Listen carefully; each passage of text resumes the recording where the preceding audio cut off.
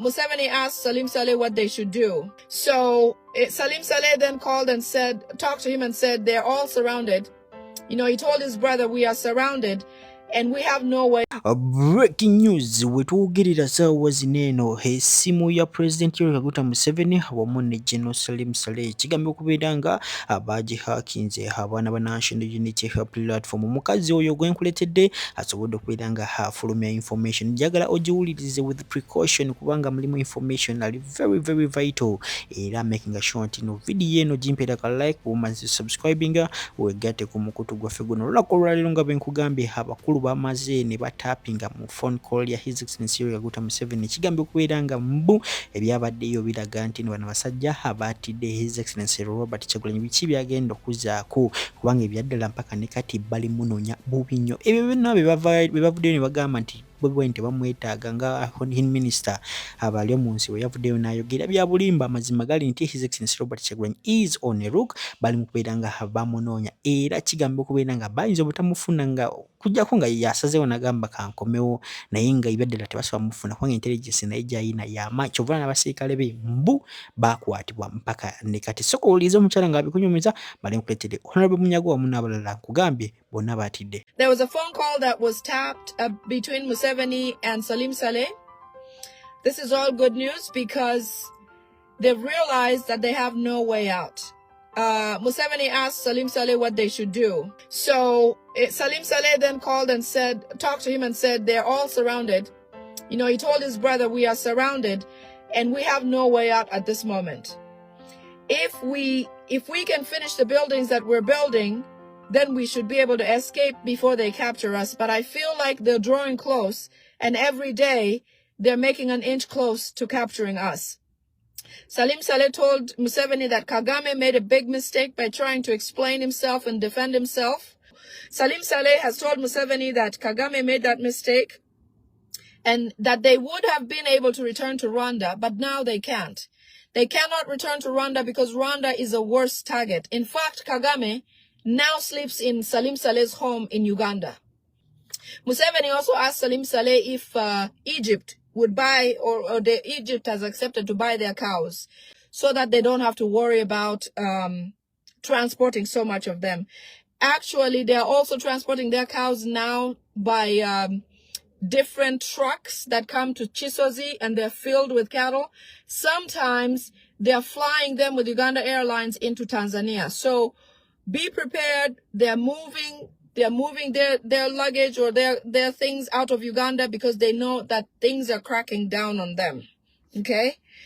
Museveni is afraid that when he goes to swear in at Kololo, it's potentially he could be struck by singa ebyaddala babadde tebamunoonya kati amaka ga PA wa His Excellency Robert Kyagulanyi olunaku olw'ejjo mwabaddemu emmotoka efaanaganyaamu eya His Excellency Robert Kyagulanyi lwaki bagenzeeyo ne bagakola ki ne baga raiding. And that means that whatever they are talking, whatever they are saying, it is just a diversion, the actual truth. Oba oyinza osanga kati nga minisita ono ye nga tamanyi nti His Excellency Robert Kyagulanyi nga mbu bamunoonya wabula ng'abasajja ba Gen.Mu7 Kainerugaba be bali mu kubeera nga abamunoonya. Kyova olaba eno system ya gavumenti eno kigambibwa mbu ate coordinative era oyinza osanga nga aba parliament bakwatagana n'aba judiciary, aba judiciary tebakwatagana ne n'aba gavumenti bennyini nga buli omu akola byakola ki byayagala. Bino si bigambo byange, njagala owulirize omukulu amanyikiddwa nga Honorable Minister Balemusi nga akakasa tamanyi na kumanya mbu ebyadala His Excellency Robert Kyagulanyi bakola ki mu bali mu kubeera nga bamunoonya, which is true. Ayinza okuba nga tamanyi,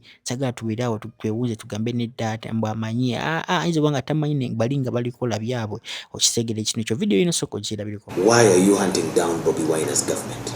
We have clarified to the public several times that the state is not hunting the Honorable Kyagulanyi. Nobody wants him. Being a presidential candidate on an opposition platform is not a crime. And he was not the only one who was standing for the position of president on an opposition party platform. He was not alone because we had 8 candidates, 7 against the President Yoweri Museveni.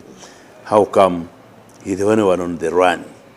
So he just chose on his own to go into hiding, and because that one gives him talkability.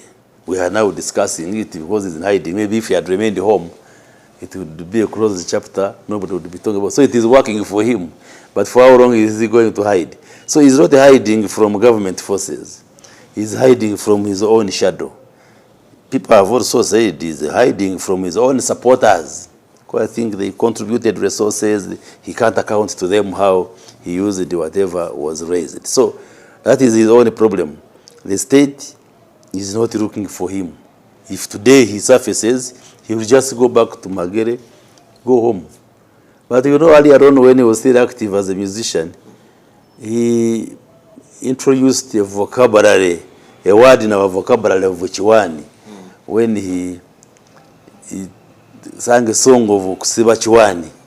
So basically, it is just theatrics, it is drama, it is Chiwani as he sang then. Yes, on several occasions as government you have said you're not looking for this man.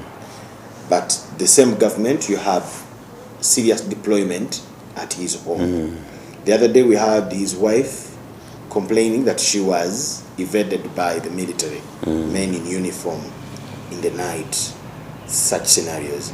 And this is an adult, she knows men in uniform, so we can't say she was lying. So why do you deploy at a home of a man that you're not looking for?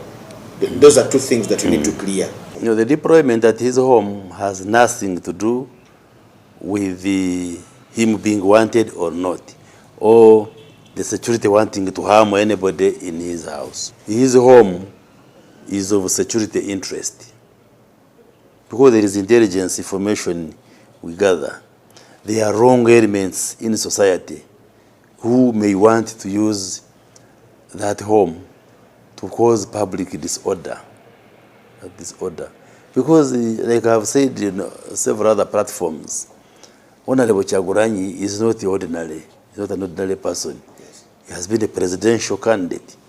He heads a political party, which actually now is the majority political party in the opposition.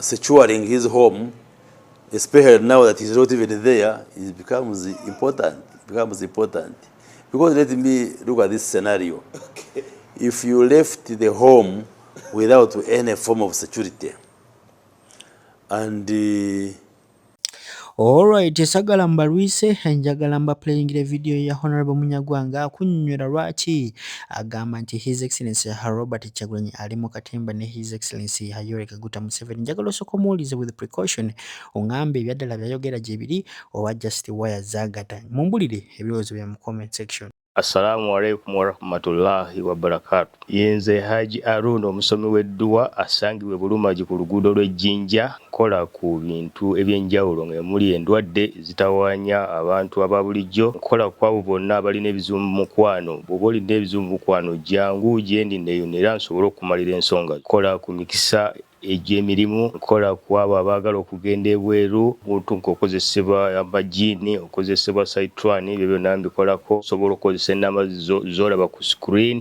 oba okuweereza obubaka ku WhatsApp. Jjo ly'abalamu abakuumi b'Oweekitiibwa Kyagulanyi baasimbibwa mu mbuga z'amateeka nga bagamba nti waliwo neglect of duty, obulagajjavu ku mulimu, nga bagamba nti kigambibwa nti bayambako Oweekitiibwa Kyagulanyi okutoloka ewuwe gwenga presidential candidate. Enneeyisa y'abasirikale bano yali etya? Poliisi byeyogera nti bana abakuumi be baawa president wa NUP baamuyambako okutoloka. Kituufu oba tekisoboka nnyo nga kyalimu omunene? Kubanga olwaleero bw'oba ogamba nti tekisoboka, abakuumi babatadde abamu babambudde n'ennyota zaabwe. Tekisoboka, bijja kumala bitegeerekeke. Anyway, President Museveni yamanyi kyazanya ne Kyagulanyi naye tekyali tekisoboka. Kwagamba muzannyo gwe guliwo. Kyali tekisoboka.